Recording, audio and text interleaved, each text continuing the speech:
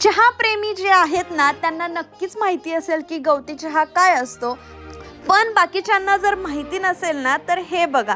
मामाच्या गावावरून आणलेला थोडासा गवती चहा शेतामध्ये लावला. होपफुली तो चांगला उगवून येईल. मी चहा प्रेमी बिलकुल नाहीये, पण गवती चहा खरंच छान लागतो. आमच्याकडे भरपूर लोक रोज ये जा करतात, त्यामुळे चहा पाणी जबरदस्त चालतं. आमचं हे गोंडस वासरू बघा, काही भारी आहे की नाही. सकाळ मला एकदम निवांतच आवडते, बिलकुल धावपळ आवडत नाही. भरपूर वेळ मी गार्डन मध्येच स्पेंड केला. त्यानंतर मग शेतामध्ये एक चक्कर मारायला गेले.